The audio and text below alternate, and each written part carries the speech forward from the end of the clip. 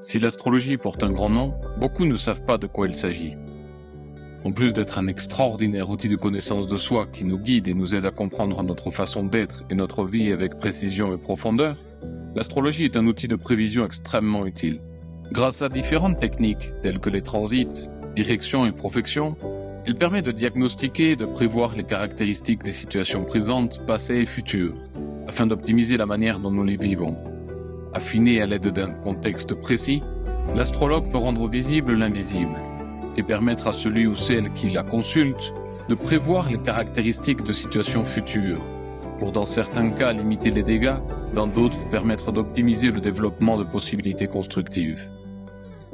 L'astrologie comporte également de nombreuses spécialisations ou approches, parmi lesquelles nous soulignons les suivantes. L'astrologie horaire, qui permet d'interroger le ciel et de monter le thème de naissance de la question, obtenant ainsi une réponse sans avoir besoin de donner de naissance du consultant. L'astrologie élective, qui nous aide à déterminer le meilleur moment pour entreprendre et donner naissance à quoi que ce soit, qu'il s'agisse d'un événement, d'un projet, d'un mariage, d'un départ, d'un travail, d'une entreprise ou encore d'un régime. La révolution solaire, qui nous permet de planifier et d'optimiser le déroulement événementiel d'une année solaire, d'un anniversaire à l'autre, ou les lunaisons qui permettent de connaître les facteurs de développement de mois en mois. La relocalisation, par laquelle nous pouvons observer les énergies planétaires se manifestant au sein de diverses locations géographiques, et qui nous permettent de connaître et de prévoir les conditions de certains déménagements, voyages et déplacements. La synastrie ou encore le thème composite, qui nous aidera et nous guidera en permettant de connaître les avantages et défis d'une certaine relation entre deux êtres vivants, qu'elle soit familiale, sentimentale, professionnelle ou autre. Traditionnelle, hellénistique, médiévale, humaniste, psychologique, karmique, scientifique, transpersonnelle ou encore mondiale, l'astrologie n'est rien parce qu'elle est tout. Les recherches modernes en astrologie lèvent les yeux vers le ciel pour percevoir comment notre configuration astrale reflète notre manière d'interagir avec tout ce qui nous entoure, et que sur la base du développement de l'intelligence interactive qui se manifeste sur la planète Terre, et donc au sein de l'espèce humaine, nous pouvons, grâce à la lecture du thème de naissance, voir comment chaque être humain se découvre dans certains domaines d'expérience. Autrement dit, nous poursuivons les recherches de Carl Jung, qui affirmait que jusqu'à ce que l'inconscient devienne conscient, le subconscient continuera de diriger notre vie et nous l'appellerons destin. C'est à l'heure actuelle la manière la plus profonde de comprendre le fonctionnement d'un thème astrologique.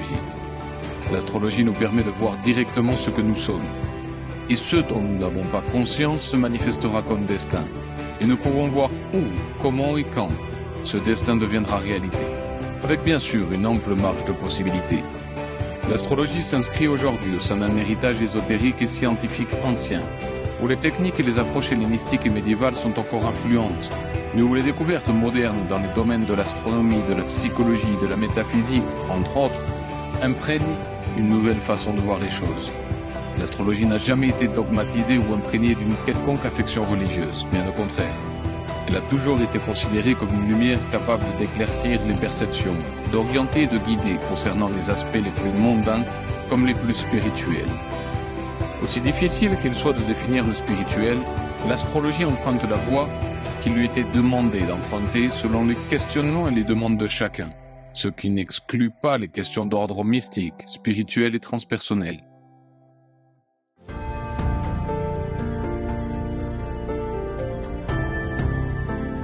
Il y a plusieurs voies communes entre l'astrologie et la spiritualité.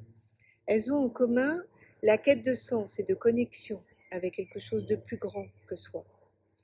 Elles nous offrent un moyen de comprendre et d'explorer les mystères de l'univers, les relations entre les êtres humains et le monde qui l'entoure. Elles ont aussi en commun une dimension transcendante, au-delà de l'expérience matérielle. L'astrologie considère l'influence des astres sur les individus et les événements, tandis que la spiritualité explore souvent des notions de transcendance, de connexion avec une réalité supérieure ou une puissance divine. Il y a aussi l'auto-exploration et le développement personnel qui sont en commun. L'astrologie, à travers l'interprétation du thème astral, peut fournir des informations sur les traits de personnalité, les talents, les défis individuels. De même, la spiritualité propose souvent des pratiques et des enseignements qui visent à favoriser la croissance personnelle, l'éveil spirituel et l'harmonie intérieure. Et enfin, les deux domaines, astrologie et spiritualité, utilisent des symboles et des métaphores pour exprimer des idées et des concepts. L'astrologie utilise des symboles des planètes, des signes du zodiaque, des aspects pour représenter différentes énergies et influences. De même, la spiritualité utilise souvent des symboles et des métaphores pour transmettre des concepts et des enseignements spirituels. Je pense par exemple à la croix, qui est un symbole universellement associé au christianisme, représentant la mort et la résurrection de Jésus-Christ, et puis la rédemption des péchés aussi.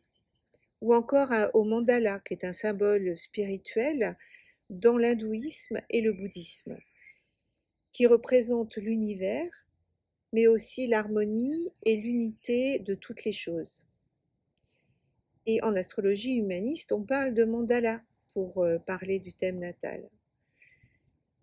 Donc, pour conclure, l'astrologie et la spiritualité nous parlent l'une et l'autre de ce qui est immatériel, mais aussi de ce qui est universel.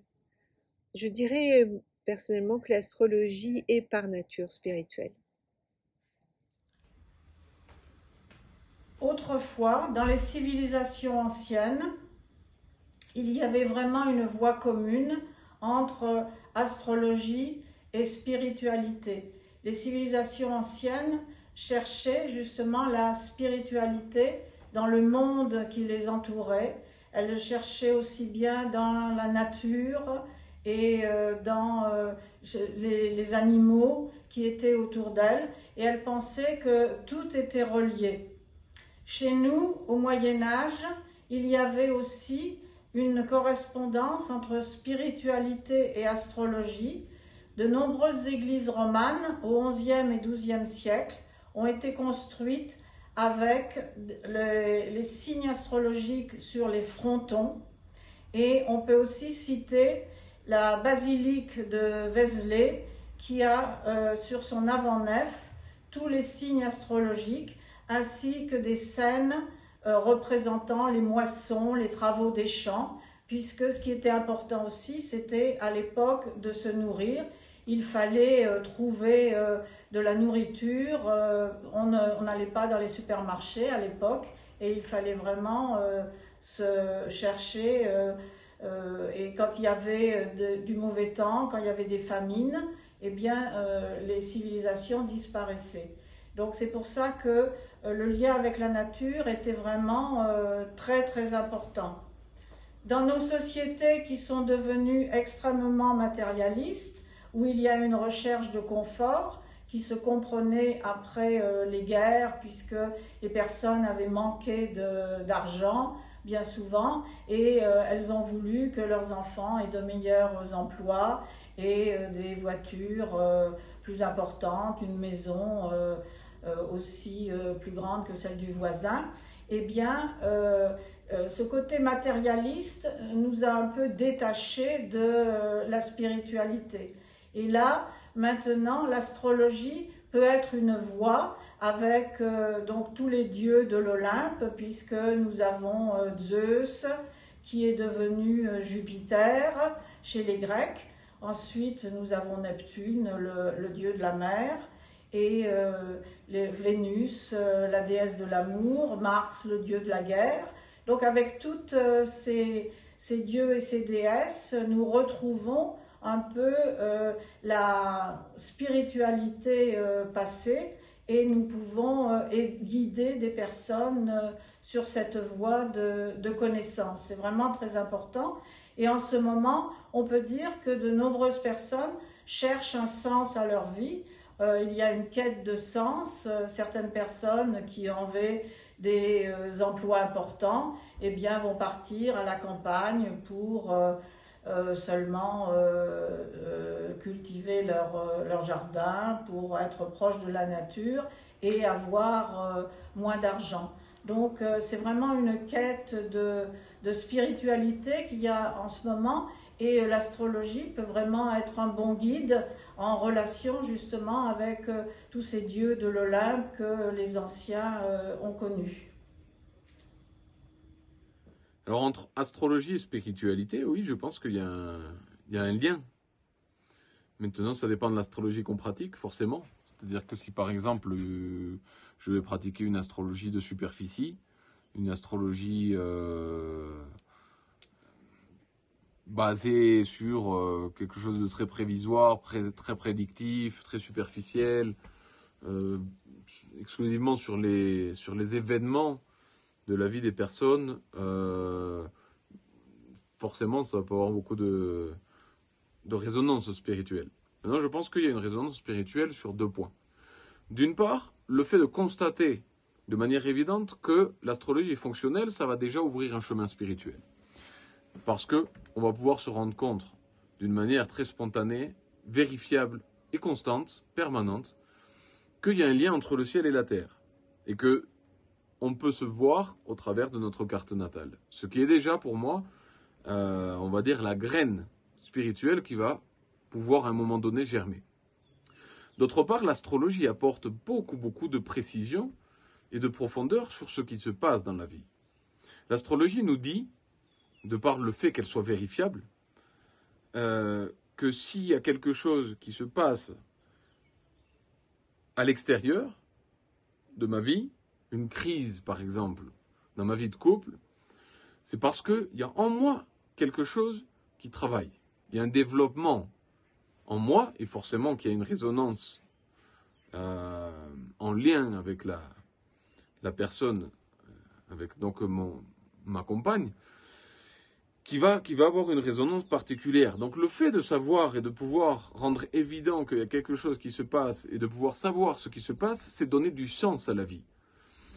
Si j'ai un accident de voiture, par exemple, je peux penser que c'est quelque chose qui est le fruit du hasard. Et si je pense que c'est quelque chose qui est le fruit du hasard, forcément, il y a en moi une colère et un sentiment d'injustice qui va se lever. Alors, dans le meilleur des cas, je vais pouvoir penser que effectivement j'allais trop vite, que je ne prêtais pas attention, etc. Mais si je le regarde au niveau astrologique, ça va être beaucoup plus profond que ça. Ça va vraiment être ce qui va permettre à la graine spirituelle de germer, de donner du sens à la vie et de permettre aux situations les plus complexes qu'on puisse vivre de s'épanouir, de fleurir. Je peux comparer ça un petit peu à la fleur de loto. La fleur de loto, c'est une plante qui va grandir dans des eaux qui sont très sales et qui va vraiment avoir un parcours, le véritable parcours du combattant pour arriver à la superficie, pour pouvoir fleurir. C'est la même chose. Et justement, l'astrologie, c'est souvent le moyen de prendre conscience d'une quantité d'informations et de connaissances qui va nous permettre de faire fleurir tout ce parcours en lui donnant un sens spirituel. Et finalement, l'astrologie, elle a un lien avec la spiritualité dans la mesure où elle reste une connexion qu'on ne peut pas expliquer entre le ciel et la terre. Nous sommes part d'un système solaire. Le système solaire est notre habitat. Et le système solaire, il est part de quelque chose de beaucoup plus grand qu'on a à peine du mal, aujourd'hui encore, à dimensionner. Et le fait de pouvoir consolider ce lien avec l'univers, avec tout ce qui nous entoure, de pouvoir vérifier cette symbiose et ce lien avec un grand mystère qui nous porte, c'est aussi renforcer un lien spirituel. Et l'astrologie est témoin d'une résonance et d'une synchronicité extraordinaire et qui est en lien avec la géométrie sacrée de la vie, c'est-à-dire du fait que entre la part et le tout, il y a une résonance particulière. L'astrologie, elle témoigne de ce lien.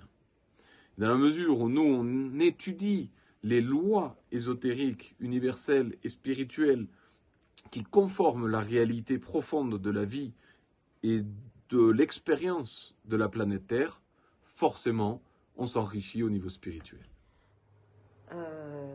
Oui, bien sûr, puisque le simple fait qu'il existe une synchronicité entre des faits physiques et des faits astrologiques laisse à penser que le lien est spirituel. Tout est lié, à mon sens, par un dessin bien plus vaste que le niveau simple de l'individu. Et donc oui, bien sûr, je réponds oui à la question, mais alors ça c'est une question d'ordre philosophique qui demanderait un long développement.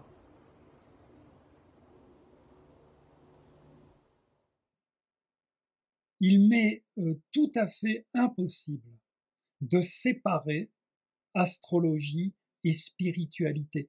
Et non pas parce que je suis un croyant, mais parce que l'astrologie est peut-être l'unique discipline que nous connaissions qui prouve que la vie a un sens et qui ainsi nous libère d'une sensation d'absurdité très présente dans nos vies modernes.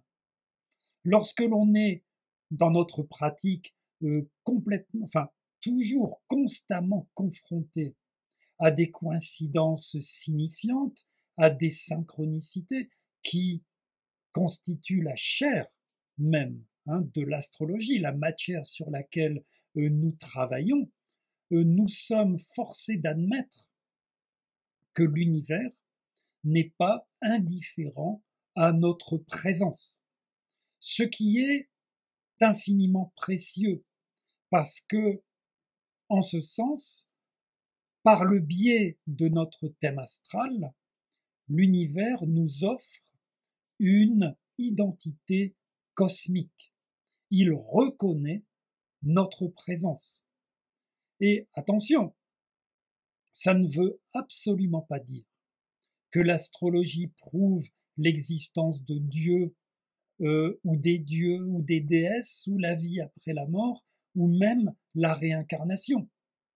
Mais qu'en dehors de toute croyance, la vie, effectivement, n'est pas un accident. Ce qui fait que ensuite, dès que l'on prend cette ligne de réflexion, on est forcé à s'interroger sur le sens de la vie, sur la nature de la conscience et, en définitive, sur la finalité même de l'existence. Je pense que l'astrologie se révèle être bien plus qu'un système de correspondance entre ce qui est en haut et ce qui est en bas, pour reprendre la formule attribuée à Hermès Trismégiste.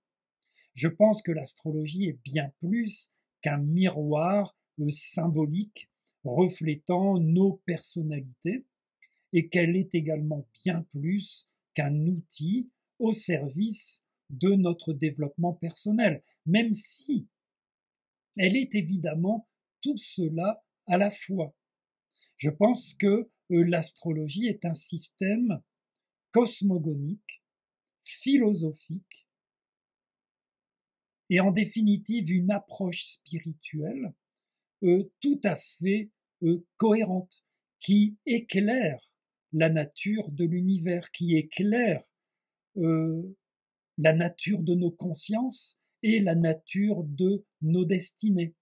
Et à cause de cela, je pense, en tout cas j'aime à penser, que l'astrologie deviendra ou pourrait devenir l'un des ferments d'une spiritualité renouvelée dont nous avons terriblement besoin, mais une spiritualité révolutionnaire, une spiritualité résolument moderne, contemporaine, c'est-à-dire sans dogme, sans rituel, sans croyance, sans prêtre, mais qui serait fondée sur une quête personnelle de la vérité. Cette quête personnelle de la vérité étant inscrite dans notre carte du ciel. Si l'on parle beaucoup d'astrologie en pensant qu'elle est exclusivement orientée vers les êtres humains, ce n'est pas du tout le cas. Les animaux, les plantes, les arbres, mais aussi un projet, une relation, un anniversaire, une découverte, une pensée. Absolument tout possède une naissance et donc une carte astrale. Elle nous enseigne que toute chose vit, que tout est digne d'être honoré et respecté. Si l'astrologie peut nous faire bénéficier d'un grand savoir, son étude n'est pas toujours aisée. Il faut au moins développer une connaissance approfondie de la mythologie, de l'astronomie, de la psychologie, des lois ésotériques de l'univers, des archétypes. Et il faut développer la capacité de penser de manière analogique, astrologique, à la fois créative et organisée. La passion et l'enthousiasme qu'elle suscite sont nos meilleurs alliés au sein de la pratique et nous permettent de marcher dans la beauté de sa connaissance cosmique, en dépit des jugements et des idées préétablies à son encontre. Il existe de nombreuses écoles de formation dans le monde entier, mais c'est finalement la motivation et la vocation de l'étudiant qui déterminent sa capacité à atteindre un bon niveau d'interprétation.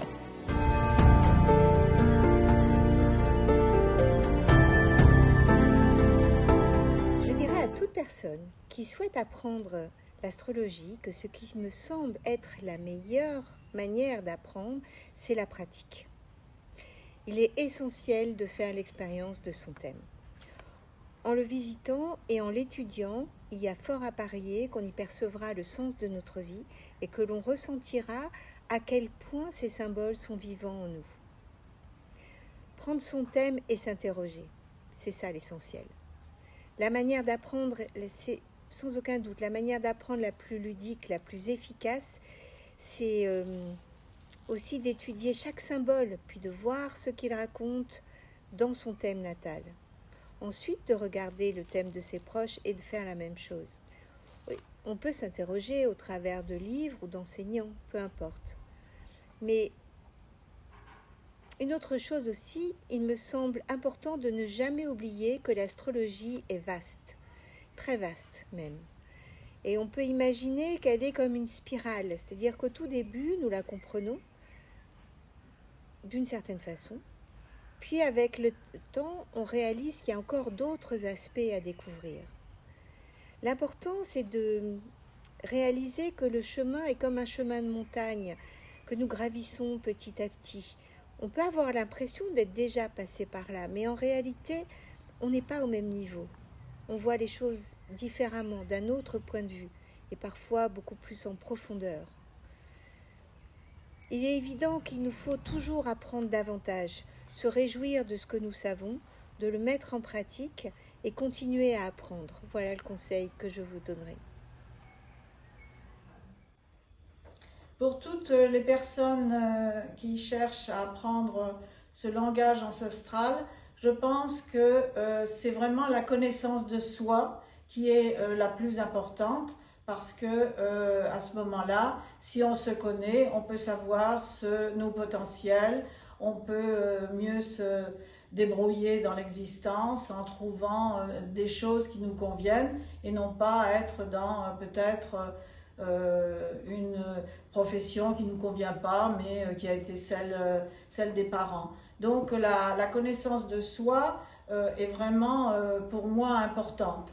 Ensuite, ce qui est important aussi, c'est la patience, parce que il faut beaucoup de patience pour apprendre tous les symboles, pour apprendre tous les aspects, comment ils fonctionnent. Ensuite, il y a aussi les transits des planètes, puisqu'on est dans un monde qui bouge tout le temps. Il y a aussi les révolutions solaires, donc il y a beaucoup de techniques à utiliser et toutes ces techniques prennent énormément de temps. Donc être patient, c'est vraiment une qualité importante et ne pas se dire oh ben j'y arrive pas et je laisse tomber. Donc vraiment aussi la patience. Ensuite, il y a la passion, parce que je pense que quand on fait quelque chose, il faut vraiment être passionné, et c'est vraiment la passion de l'astrologie qui peut nous pousser à avancer, à continuer, à lire des livres, à aller à des conférences, à discuter avec d'autres personnes. Donc pour cela, il faut être passionné. Si on compare par exemple avec les joueurs de foot qui vont être passionnés, qui vont attendre pendant des heures devant un stade, voilà, donc chacun peut avoir une passion tout à fait différente. Et ensuite, je pense qu'il faut aussi être curieux, parce que la curiosité, s'informer sur de nombreuses choses, par exemple sur la mythologie va jouer un rôle important, la psychologie, des tas de domaines différents vont être importants et on va pouvoir aussi les utiliser dans l'astrologie. Quand une personne vient et qu'elle est en difficulté, pour pouvoir la conseiller aussi et lui dire il faudrait peut-être faire plutôt telle chose ou aller voir telle autre personne qui va vous guider. Donc il faut bien entendu les connaître soi-même avant de pouvoir guider d'autres personnes dans cette voie-là. Donc je vois vraiment ces quatre qualités-là à obtenir et à développer. Alors, en ce qui concerne l'étude de l'astrologie, oui, j'ai plusieurs conseils. Déjà, c'est prendre le temps de trouver la bonne école. On veut une bonne école d'astrologie, et une bonne école d'astrologie, c'est pas une école qui a une renommée, c'est pas une école qui a du succès, même si forcément ça lui donne un certain charme. Ce qu'il faut quand on étudie l'astrologie, c'est avoir une résonance avec son professeur d'astrologie, ou sa professeure d'astrologie. C'est-à-dire que je dois avoir vraiment quelque chose qui résonne en moi au moment où je choisis une école d'astrologie. Forcément, c'est quelque chose qui va se passer constamment. Ça ne pourrait pas être différent. Ça peut être conscient ou inconscient. Mais si j'arrive à étudier l'astrologie dans tel ou tel institut, c'est parce qu'il y a une résonance. Mais je pense que la résonance doit être profonde. Parce que si elle est profonde, la résonance, va y avoir vraiment une connexion qui va s'établir entre le soi et l'astrologie par le biais du professeur qui va vraiment aller au plus profond et qui va faire que je vais profiter de ces études en astrologie d'une manière sans équivalence.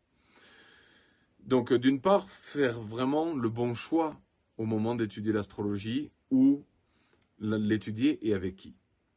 Et c'est pas qu'il y a un astrologue qui est meilleur que l'autre, forcément il y a différents niveaux, différentes perspectives, mais ce qu'il y a, c'est une connexion avec le soi. Et par là doit passer l'apprentissage de l'astrologie. Parce que s'il passe par là, il va y avoir quelque chose qui va faciliter, qui va rendre beaucoup plus simple l'apprentissage de l'astrologie. Ça va être la passion.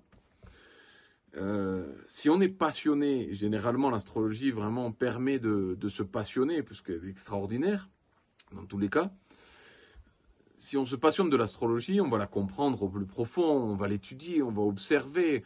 Et c'est là où tous les conseils que je donnerai vont pas forcément avoir lieu. C'est-à-dire qu'on doit apprendre à être patient, parce que c'est un long cheminement. On doit avoir beaucoup de volonté, puisqu'il faut aller jusqu'au bout.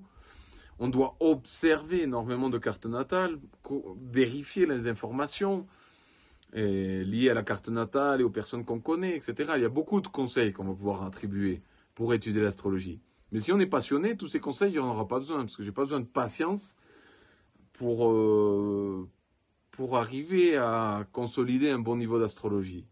Au contraire, je vais devoir être patient, mais non pas parce que le déroulement de l'apprentissage de l'astrologie est long, mais je vais devoir être patient parce que je veux tout savoir sur l'astrologie avant d'avoir même fini mes études en astrologie. C'est ce que permet de donner l'astrologie par le biais d'un bon professeur, la passion.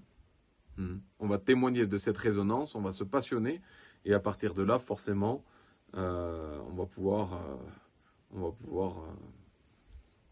devenir un bon interprète, un bon astrologue. Apprendre l'astrologie, c'est apprendre un langage. Donc au début, il y a un vocabulaire qu'on apprend et qui est basé sur quelque chose de très simple réellement. Bon, d'une résonance entre les archétypes, mais quelque chose de très simple à apprendre de manière rationnelle. effectuer les analogies, les interprétations analogiques, développer une pensée astrologique, c'est quelque chose de plus complexe. Mais si on a vraiment le goût de l'astrologie, la passion pour l'astrologie, ça va être très simple. Donc à partir de là, ça c'est vrai.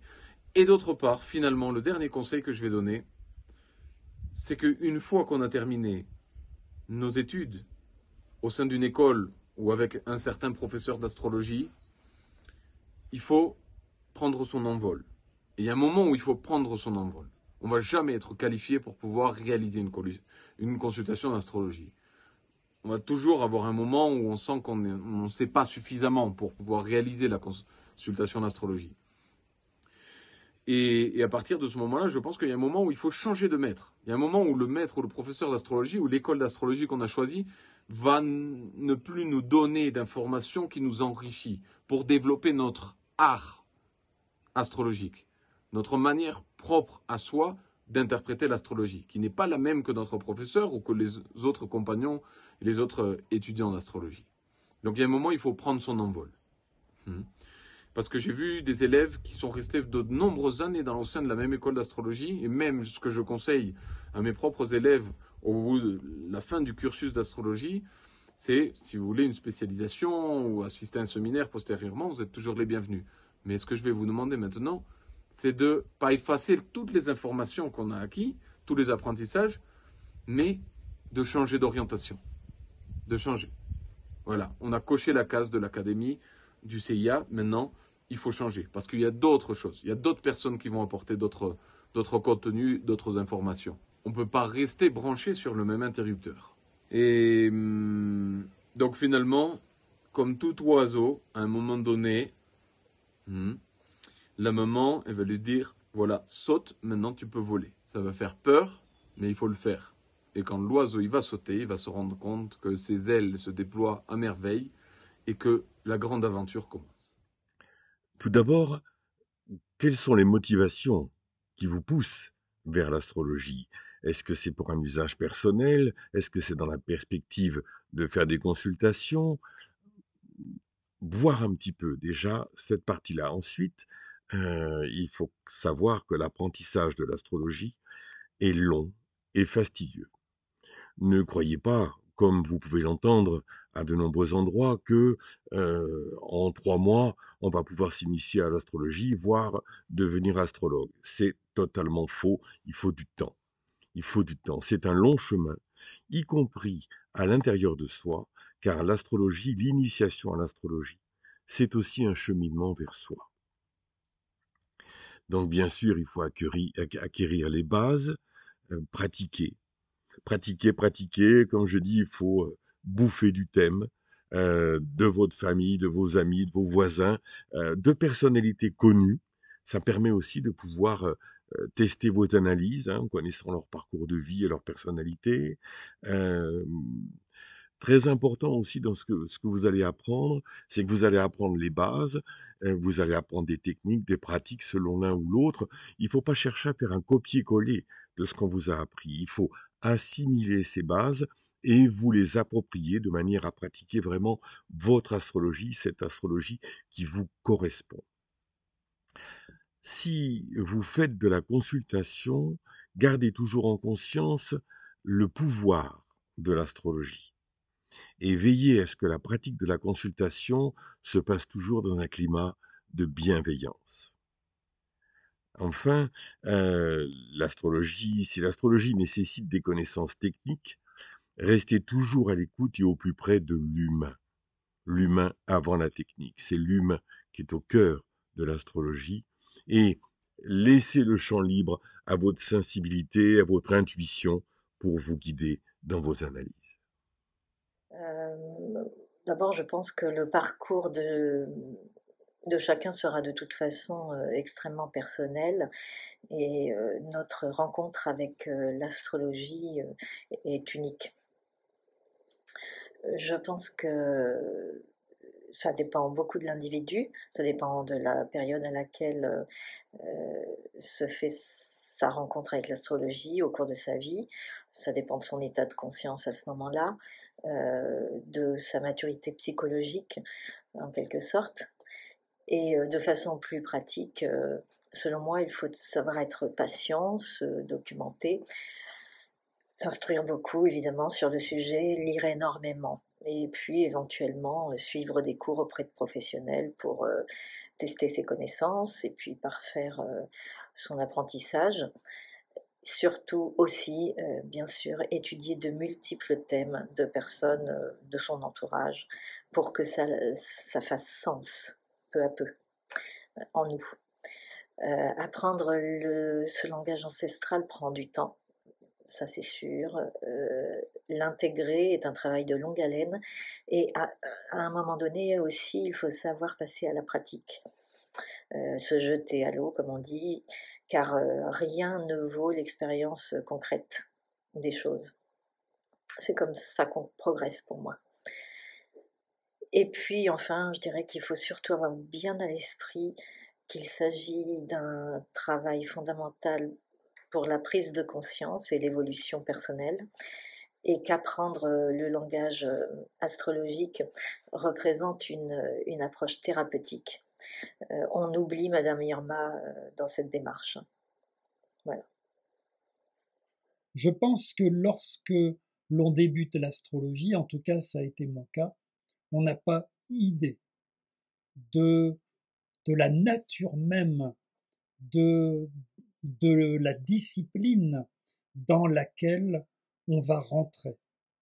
C'est une discipline à nul autre pareil. Bien sûr, c'est une science, bien sûr, c'est un art, bien sûr, c'est un cheminement intérieur, mais c'est en même temps beaucoup plus que ça. Par exemple, l'astrologie, c'est une grille de lecture.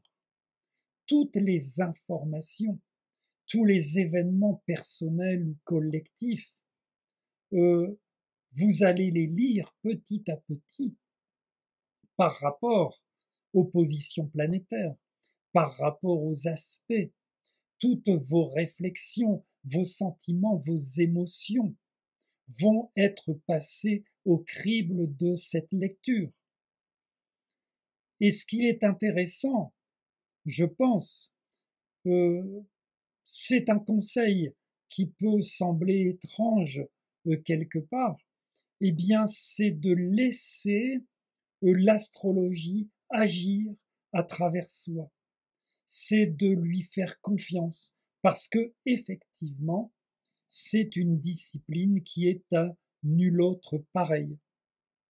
Bien sûr, il faut beaucoup expérimenter, il faut travailler, pas forcément avec acharnement, je n'y crois pas du tout, mais avec passion. La passion doit être présente. Je ne pense pas que tout le monde soit fait pour étudier l'astrologie. Et si vous avez la passion, vous pourrez dépasser tous les obstacles. Si vous n'avez pas la passion, quelque part, l'astrologie ne vous parlera pas suffisamment et en définitive ne s'occupera pas de vous. Et il est important de savoir, on le réalise beaucoup plus tard, que l'astrologie peut vous mener et vous mènera à des merveilles qui reposent sur des rivages où peu de gens abordent, mais que cela nécessite du temps, de la profondeur, de la densité de réflexion et, encore une fois, de la passion. En fait, étudier l'astrologie pour de vrai, c'est entreprendre un grand voyage, mais un grand voyage qui n'est pas un séjour touristique de quelques jours, de quelques semaines ou même de quelques mois. C'est un voyage qui dure toute votre vie et qui vous transforme radicalement. Et un dernier point, peut-être, je conseille toujours, eh bien, dès que c'est possible, cela dépend où vous vivez, mais dès que c'est possible, sortez la nuit, observez les astres, établissez une sorte d'intimité avec eux, n'hésitez pas à leur parler. Il ne s'agit pas de superstition, il ne s'agit pas d'astrolatrie, il ne s'agit pas de mysticisme sentimental, mais à nouveau de réaliser que l'astrologie, ça n'est pas une abstraction. Vous ne travaillez pas sur des symboles posés sur un graphique. Vous travaillez sur une matière qui est vivante, qui s'adresse à votre corps, qui s'adresse à votre cœur, qui s'adresse à l'ensemble de votre conscience. Que l'apprentissage se fasse de façon autodidacte ou via des cours collectifs, cette connaissance vous apportera, à mon avis, davantage de satisfaction si vous la considérez comme un hobby que si vous décidiez d'en faire une profession. En effet, le hobby vous permet de vous guider sur votre propre carte routière et de la questionner quand vous en avez besoin. Car vous savez mieux que quiconque ce qui se trame dans votre vie, à chaque instant, et donc mieux appréhender le monde dans lequel vous vivez. Aucun astrologue extérieur ne sera là au moment clé où vous en aurez besoin de lire et interpréter votre carte. Pour connaître l'astrologie en profondeur, il faut d'abord se connaître soi-même, dans et par le biais de son thème de naissance et l'ensemble des mouvements dynamiques dont nous sommes imprégnés au cours de notre évolution au sein de cette vie. Nous sommes tous surpris à un moment donné à croire que nous savions tout. Mais en matière d'astrologie, nous devons assumer l'incontestable vérité qui réside dans la célèbre phrase du grand Socrate. « Je sais seulement que je ne sais rien ». En tant qu'astrologue, nous devons assurer la valeur d'être humbles interprètes et messagers au travers desquels une extraordinaire synchronicité se manifeste. Et c'est ainsi que nous admirerons, jouerons et apprendrons, en nous nourrissant et en nourrissant les autres de la grande connaissance des étoiles. La consultation astrologique fournit des orientations, des conseils, des informations et des connaissances de qualité et en quantité. Et nous sommes toujours les premiers à tirer profit de ces connaissances. Bien entendu, l'astrologue, aussi érudit, savant ou sage qu'il soit, restera un éternel élève et étudiant de l'univers et de l'homme.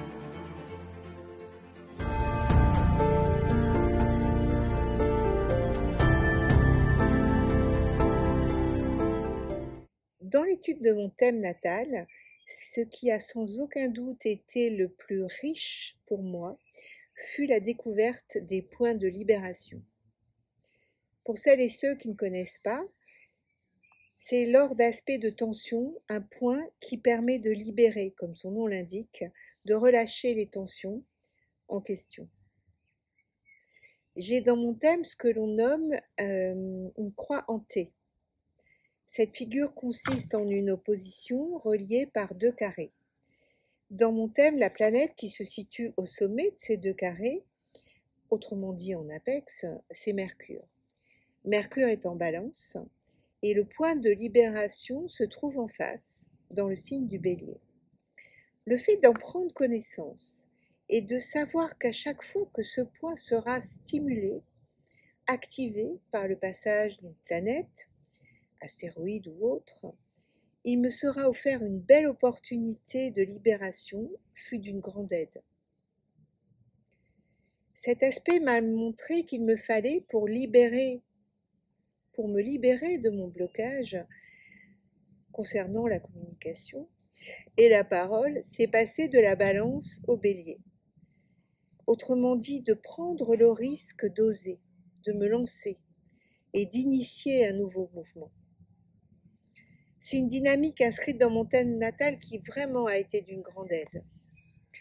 En ce qui concerne les transits planétaires, je dirais que celui qui m'a le plus impacté sur ce chemin de quête d'authenticité fut sans aucun doute les transits de Pluton qui ont eu lieu avec un rythme assez soutenu sur mon milieu du ciel, sur mon ascendant, mais aussi sur Vénus, Mercure, Soleil, Mars, Jupiter, Saturne, quasiment toutes les planètes, ou presque, ce qui m'a amené à un véritable travail de transformation en profondeur.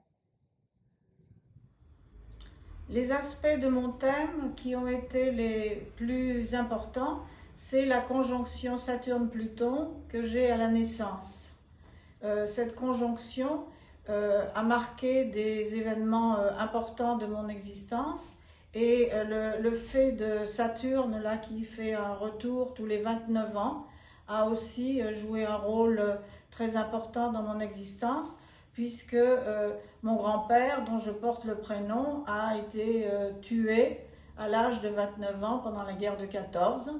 Mon père a été prisonnier pendant la guerre à l'âge de 29 ans. Il a été prisonnier aux confins de l'Europe. Et mon frère a été soldat en Algérie à ses 29 ans. Donc Saturne joue vraiment un rôle important chez moi, et moi je me demandais toujours ce qui pouvait m'arriver, moi à l'âge de 29 ans, et j'ai eu de la chance, puisque à 29 ans c'est l'année où ma fille est née.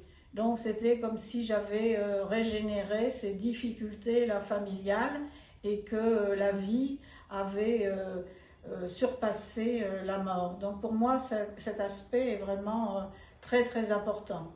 Et tous les 29 ans, il apporte son lot de satisfaction. Ce qui a été important aussi, c'est qu'en 2020, il y a eu aussi une conjonction Saturne-Pluton. Et je me disais toujours auparavant, qu'est-ce qui peut arriver? C'est certainement important au niveau national, mondial, et ça a correspondu avec notre confinement et avec l'arrivée du Covid.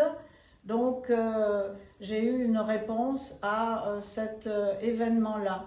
Donc Saturne-Pluton est vraiment quelque chose auquel je suis très attachée dans la description. C'était vraiment très très important pour moi. Et un autre fait qui lui est plus joyeux, si je puis dire, c'est que j'ai eu au niveau d'une conjonction Lune-Soleil en maison 7, c'est l'année où je me suis mariée. Donc il y a forcément des événements qui sont bénéfiques et d'autres qui sont un petit peu plus difficiles. Donc là, c'est pourquoi je peux donner ces aspects-là de mon thème qui ont joué un rôle très important dans ma vie. Et puis, il y a aussi, bien entendu, l'aspect d'Uranus qui est en trigone à mon ascendant, et qui me donne aussi cette passion de l'astrologie qui vient certainement de très loin.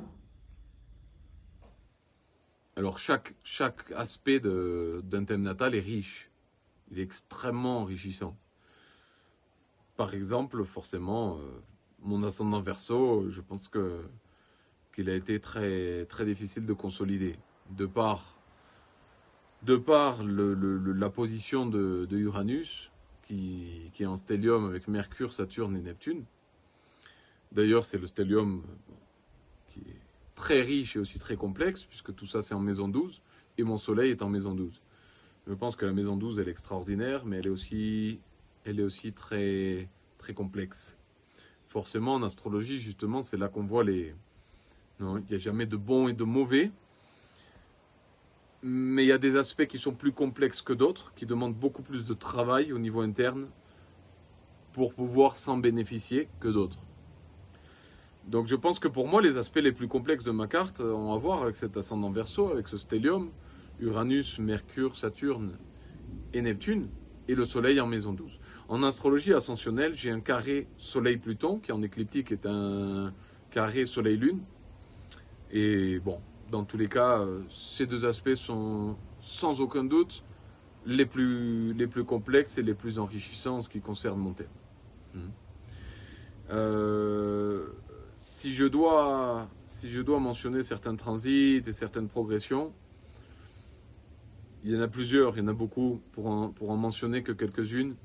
Le retour de la Saturne, qui pour moi a coïncidé parfaitement avec la naissance de mon fils, qui a aujourd'hui 4 ans. Donc ça a été un transit particulièrement exigeant et particulièrement résonnant en moi aussi. Saturne, comme la majorité de mes planètes, est en 12. Et le passage de Pluton sur mon Soleil. Alors ça, c'est une expérience de transformation extraordinaire qui a duré 2 ans et qui forcément, il y avait un avant et il y a un après. Donc le fait que Pluton soit passé sur mon Soleil, ça a été forcément une expérience très très enrichissante, mais qui m'a vraiment fait toucher divers domaines de l'expérience et de l'existence qui n'ont pas toujours été très faciles de gérer au niveau psychologique et de pouvoir gérer au niveau de la vie dans toutes ses dimensions et dans toute sa richesse.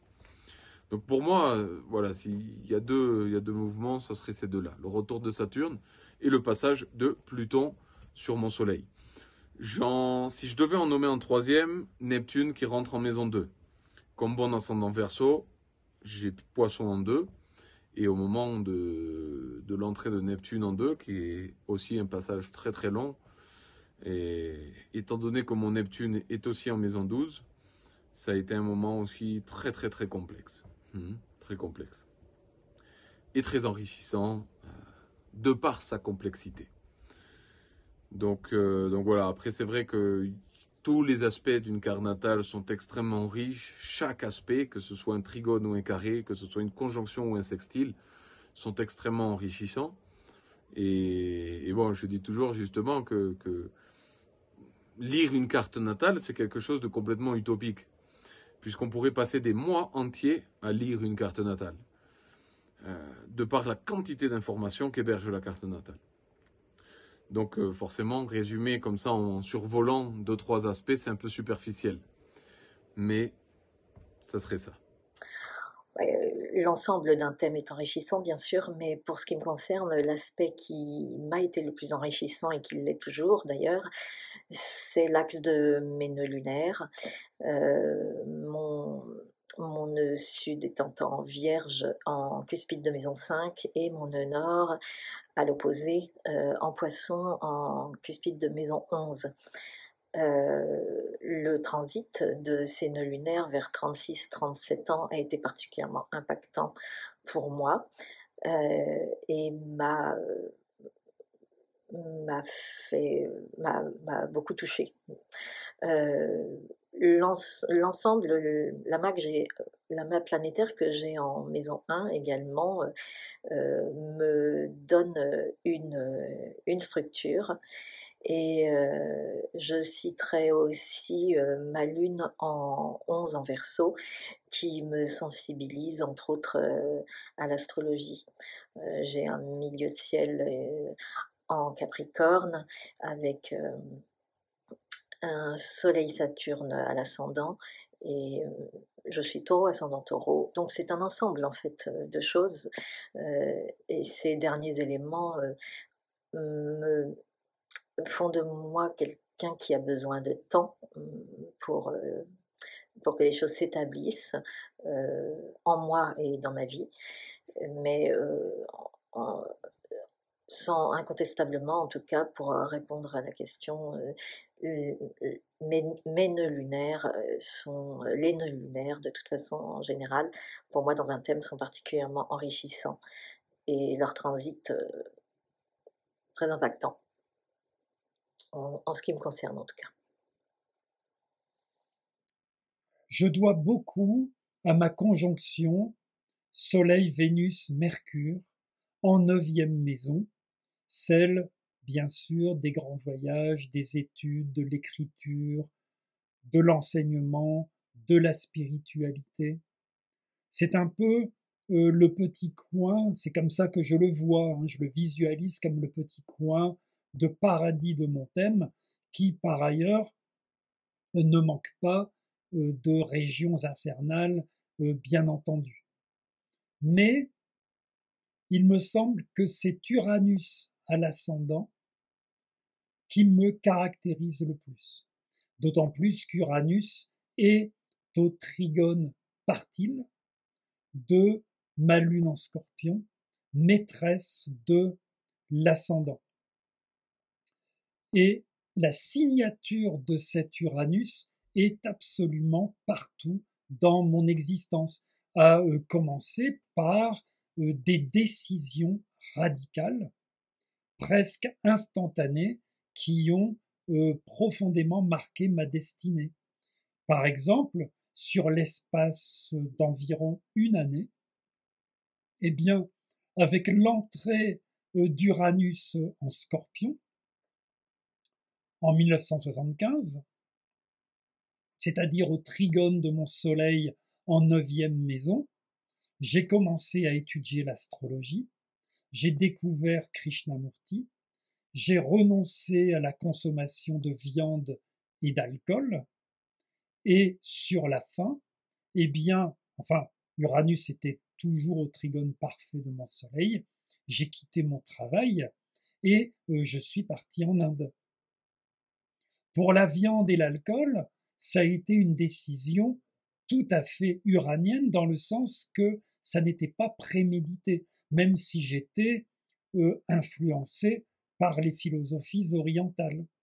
C'est d'ailleurs ainsi que j'ai découvert la dynamique uranienne, qui à mon sens se définit, entre autres bien sûr, par compréhension égale action. Ce fut presque comme si la décision s'était imposée à moi.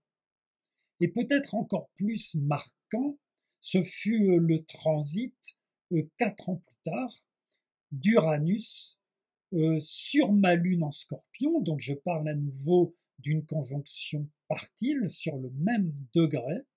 À cette époque, j'étais dans le sud de l'Inde et j'ai fait, sur l'espace de 15 jours, 3 semaines, une série de rencontres qui m'ont amené à de véritables compréhensions et qui ont fait que, eh bien, je suis devenu astrologue quasiment du jour au lendemain, c'est-à-dire capable d'interpréter un thème astral, je crois correctement et plutôt profondément.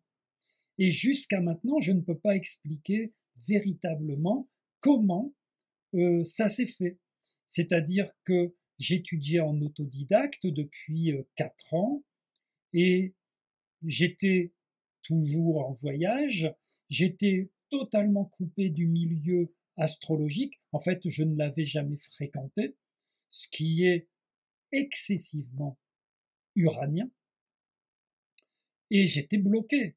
J'ai même d'ailleurs caressé l'idée d'arrêter, et soudain, quelques rencontres, quelques compréhensions, et tout est apparu clairement. C'est-à-dire que, même s'il y avait beaucoup de travail à faire, l'essentiel était en place. J'étais capable de synthétiser toutes les informations d'un thème astral en un tout cohérent. Ensuite, il m'a fallu longtemps pour comprendre que Ketu, le nœud lunaire sud, qui est conjoint à mon Uranus natal et qui est conjoint à mon ascendant, était en fin de compte tout aussi important. J'en ai eu après confirmation dans le sens où j'ai toujours, en tout cas j'ai beaucoup recherché de façon inconsciente une sorte de dépouillement, au point que je me suis retrouvé à des milliers de kilomètres de l'Europe, ne possédant qu'un petit sac extrêmement léger, dans lequel j'avais surtout, à part les affaires de toilette, de quoi pratiquer l'astrologie. Et à un moment donné, j'étais totalement sans argent. Je comptais juste sur des interprétations qui venaient de façon aléatoire pour survivre. Et c'est un trait qui est attribué par les Indiens, un trait de caractère donc, que les Indiens attribuent à Ketu, au nœud lunaire sud, et je crois qu'ils ont totalement raison. Et j'ai découvert la différence entre Uranus à l'ascendant et Ketu à l'ascendant, c'est-à-dire l'abstinence de viande et d'alcool, par exemple, eh bien, appartient à Ketu. Mais la radicalité de la décision de cette abstinence appartient à Uranus. La connaissance de la position des planètes en signe et en maison sont pour moi essentielles au départ. Alors, l'observation des transits dans ma toute petite enfance m'ont permis de mieux accepter mes nombreux traumatismes datant d'alors. Je parle ici de ma première année de vie où j'ai vécu une solitude extrême. Mais même encore récemment, la lecture instantanée des transits a éclairé une problématique que je vivais alors.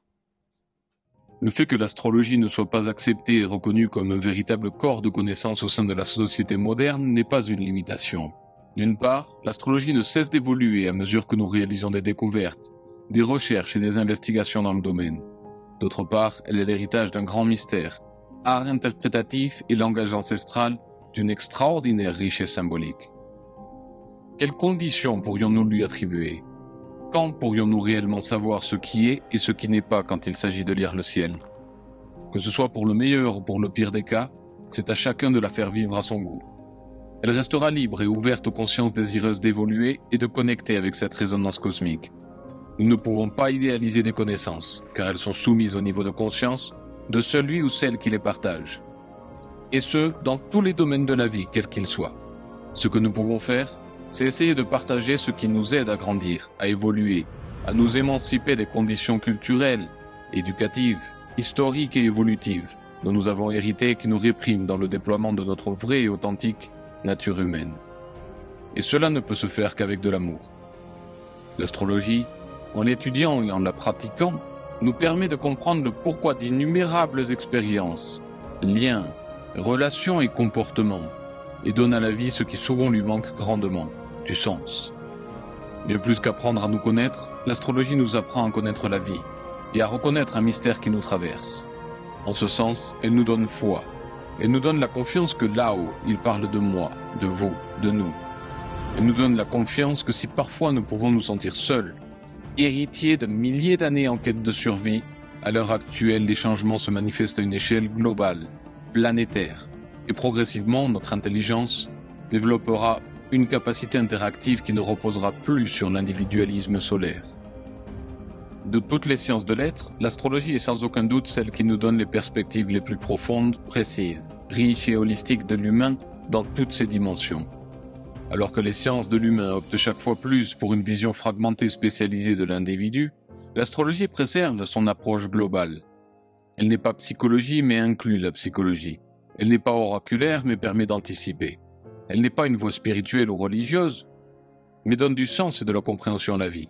Elle n'est pas restrictive, mais elle inclut de manière intrinsèque tous les savoirs et s'en nourrit et les enrichit.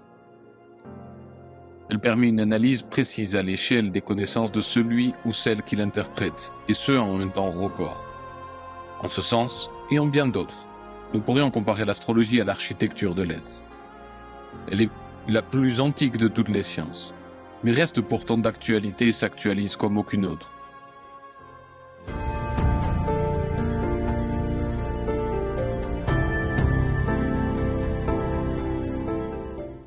Eh bien, je dirais que l'astrologie répond à un besoin fondamental de comprendre notre place dans l'univers. Elle offre une réponse à notre quête de sens et de compréhension. L'être humain a toujours cherché à comprendre le monde qui l'entoure, à trouver du sens dans sa vie et à tisser des liens entre les phénomènes célestes et les événements terrestres. Et puis aussi, elle fait partie de notre héritage culturel et traditionnel. Elle est pratiquée dans de nombreuses cultures à travers le monde depuis des millénaires. En plus, l'astrologie a été intégrée dans la littérature, l'art, la philosophie, la religion et d'autres domaines de la vie humaine. Elle a participé aux croyances, aux valeurs et aux traditions de différentes époques. Elle a toujours eu une influence culturelle et sociale. Et puis, elle a su s'adapter et évoluer au fil des siècles aux changements sociaux, culturels et intellectuels. Elle a continué à intégrer de nouvelles connaissances astronomiques et a été influencée par différentes écoles de pensée. Et c'est cette capacité d'adaptation qui lui a permis de toujours rester pertinente. L'astrologie est toujours vivante et elle est toujours d'actualité. Je pense que c'est vraiment ce que l'on peut dire aujourd'hui. Elle est toujours vivante parce qu'elle permet de comprendre un certain nombre d'événements. Il y a toujours eu, pendant des générations, pendant des siècles, des civilisations qui ont utilisé l'astrologie. Et maintenant, on peut aussi dire qu'elle est importante parce que, par exemple, l'entrée d'Uranus dans un signe va donner des événements à la fois pour chacun de nous, mais aussi au niveau national et au niveau mondial. Par exemple, l'entrée d'Uranus dans le signe du Taureau, depuis quelques années, a donné des bouleversements au niveau de la nature, puisque Uranus, c'est les changements, et le Taureau, c'est la Terre. Donc on voit tous ces changements climatiques qui arrivent avec des inondations, avec de nombreux événements que l'on peut subir. Il y a aussi des inondations, beaucoup de bouleversements et la nature, on pourrait dire aussi qu'elle cherche à nous montrer certainement là où l'on en est et ce que l'on peut faire pour changer ce qui se passe en ce moment. C'est comme l'entrée d'Uranus dans le signe du Bélier a correspondu exactement avec les printemps arabes.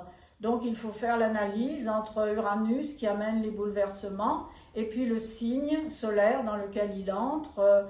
Le Bélier, c'est un signe bien sûr d'action qui peut se retrouver violent. Donc il suffit d'analyser la conjonction entre les deux pour pouvoir voir les événements qui se profilent à l'horizon. Donc ça, c'est vraiment quelque chose de très important qui nous permet un peu de comprendre ce qui se passe et aussi de pouvoir remédier aux difficultés qu'il y a. Donc, ce qui est important, c'est que l'astrologie, elle a été vivante autrefois et que la religion a beaucoup dénigré l'astrologie. Elle pensait que c'était vraiment trop déterministe et que ça allait amener certainement les personnes à peut-être mal se comporter et à des choses qui ne sont pas souhaitables. Et puis ensuite, la science aussi, qui a beaucoup dénigré l'astrologie. Ce qui est dommage, c'est que les personnes qui dénigrent l'astrologie, ce sont souvent des personnes qui ne la connaissent pas et surtout qui ne l'ont pas étudiée. Je dirais, moi, qu'avant de critiquer l'astrologie, il faut la connaître, il faut pouvoir discuter et donc se rendre compte de ce qu'elle véhicule. Et il y a aussi l'entrée de Pluton là dans le signe du Verseau. Donc Pluton fait des incursions dans le signe du Verseau depuis 2 ans environ, c'est-à-dire qu'il est toujours, là en ce moment il est en Capricorne, donc il essaye de briser un peu tout ce qui est ancien, comme je l'avais dit précédemment, et il va faire des incursions dans le signe du Verseau, et où là, dans le signe du Verseau, il va nous amener certainement une richesse nouvelle, des valeurs nouvelles, des valeurs qui vont être plus d'entraide, de lien entre les personnes, et on va pouvoir quitter le monde sclérosé du passé. Alors pour moi, l'astrologie, elle a traversé les siècles parce que elle est fonctionnelle. On pourrait faire beaucoup de blabla sur toute la résonance mystique de l'astrologie, sur ce qu'elle est au plus profond, et qui fait que forcément, dans la mesure où elle est sacrée, personne ne pourra jamais la détruire, pour ainsi dire. Il y en a qui ont essayé de détruire l'astrologie. D'une part, la religion, ensuite la science, je dirais même le fanatisme scientifique, puisque le principe de la science, c'est de pouvoir étudier et vérifier quelque chose. Et toute personne qui étudie l'astrologie va vérifier sa fonctionnalité. Et c'est justement là que, si l'astrologie n'a pas pu être exclue des champs de connaissances et des savoirs liée à l'expérience humaine, c'est parce qu'elle est fonctionnelle. On a besoin de l'astrologie, et même si elle n'est pas indispensable, ça c'est évident, et elle est quand même inégalable. Il n'y a pas de science holistique, d'art ésotérique aussi résonnant que l'astrologie, qui puisse apporter une information aussi véridique, aussi précise et profonde comme le fait l'astrologie. Donc je pense que forcément elle a sa place, et même je pense qu'elle serait sur le trône de toutes les disciplines d'autoconnaissance et de tous les arts ésotériques. Elle est la base et la racine de nombreuses autres sciences et arts ésotériques. Donc je pense que forcément l'astrologie, elle traversera les siècles. Et si elle a survécu jusqu'aujourd'hui, je pense qu'aujourd'hui on est dans un moment d'expansion de l'astrologie qui est extraordinaire. On rentre, bon, il y a beaucoup de perceptions différentes par rapport à l'ère du Verseau, mais dans tous les cas, on rentre dans des années de trigone Uranus-Pluton qui vont vraiment permettre la renaissance de l'astrologie, qui vont permettre la transformation de l'astrologie, qui vont permettre que l'astrologie vraiment prenne un rôle au niveau et au sein de la société. C'est pour ça que je disais que je pense qu'elle doit perdre en discrétion. Parce que l'astrologie est fonctionnelle, et dans la mesure où elle est fonctionnelle, il n'y a pas besoin de se cacher du fait qu'on soit astrologue ou qu'on pratique ou qu'on valorise l'astrologie. Et je pense que ça, c'est la raison pour laquelle elle a traversé les siècles et elle continuera de le faire, justement en incarnant un rôle chaque fois plus important au sein de notre société moderne. L'astrologie est toujours vivante et contemporaine, et elle a encore de beaux jours devant elle. Car au cœur de l'astrologie, il y a l'être humain. Et tant que l'être humain sera, l'astrologie vivra. Ça, c'est une bonne question. D'abord, elle est toujours vivante, ça c'est un fait. Et étant donné qu'il n'y a pas de hasard, il y a donc un sens à cela. Quel en est le sens ? Pour moi, l'astrologie, c'est le pendant symbolique de la vie. C'est comme si on me demandait, l'homme a traversé les siècles, pourquoi ? Comme à chaque point de l'oreille correspond un élément du corps, comme à chaque organe du corps correspond une fonction psychique, ce qui est en haut est comme ce qui est en bas, et réciproquement. Et c'est pourquoi l'astrologie demeure, à mon sens, comme une part intégrante de notre monde physique, psychique et spirituel. Elle demeure vivante et c'est heureux, mais j'aimerais, moi, qu'elle soit davantage d'actualité, moins dévoyée, plus répandue et surtout plus reconnue. Et ça, c'est une question de connaissance. Et le problème, c'est l'ignorance. Les gens sont souvent ignorants de ce qu'est réellement l'astrologie. Et c'est pourquoi ils la critiquent. Et ils ont un regard qui n'est pas le bon. Et ça, c'est un problème. Donc il faudrait que les gens s'informent, et ça résoudrait beaucoup de choses. Je pense que d'abord et avant tout, c'est parce que l'astrologie fonctionne. Si l'astrologie ne fonctionnait pas, elle serait morte depuis longtemps. Mais au contraire, combien de gens qui représentent à peu près toutes les strates de la société, eh bien, qui après l'avoir un peu étudiée, ou expérimentés à travers une interprétation bien menée, ont été convaincus de sa véracité. Et ce ne sont pas des gens portés forcément, bien sûr, sur l'illusion, sur la croyance, sur la superstition. Ensuite, il y a l'ancrage de l'astrologie dans l'inconscient collectif. On ne doit pas oublier que on retrouve sur les murs des cavernes préhistoriques des traces d'observation du ciel, que nos ancêtres très lointains, nous parlons de dizaines de millénaires, s'intéressaient au ciel, regardaient le ciel, y cherchaient des présages. L'astrologie a toujours accompagné l'humanité. Et je dois dire que notre époque aime à trouver des correspondances, des analogies entre astrologie et croyances religieuses, comme Jésus et les 12 disciples, par exemple, où l'astrologie occidentale moderne, aime particulièrement utiliser la mythologie pour les interprétations astrologiques. Et je pense qu'il est très important de considérer combien la mythologie et les religions sont tributaires de l'astrologie. Je crois que c'est Aristote qui disait « les dieux sont les astres dans le ciel ».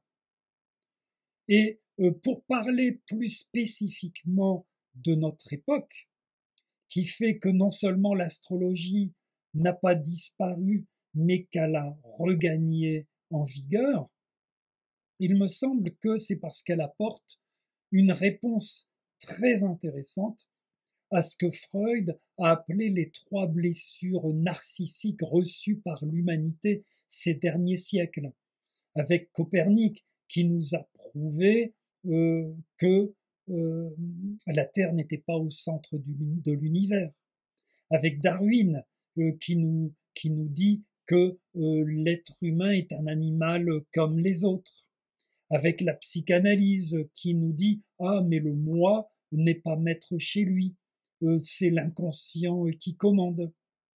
Et là-dessus, on ajoutera un appauvrissement terrible de la spiritualité tout simplement. Donc, on se retrouve avec une humanité totalement déboussolée.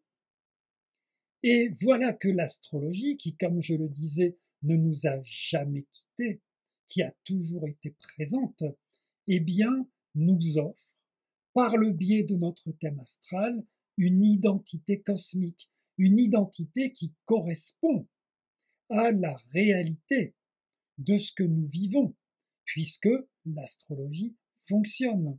Et donc, l'astrologie, par ce biais, nous restitue le sentiment d'appartenance que nous avions perdu.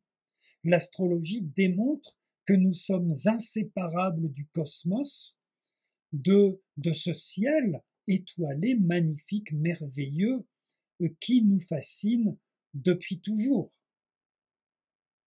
Et actuellement, l'astrologie s'avère de plus en plus moderne parce que nous vivons un temps, nous vivons une époque où la science, à cause, entre autres, de la physique quantique, des bizarreries, de l'étrangeté de la physique quantique, eh bien, se tourne de plus en plus vers la conscience, vers l'étude de la conscience.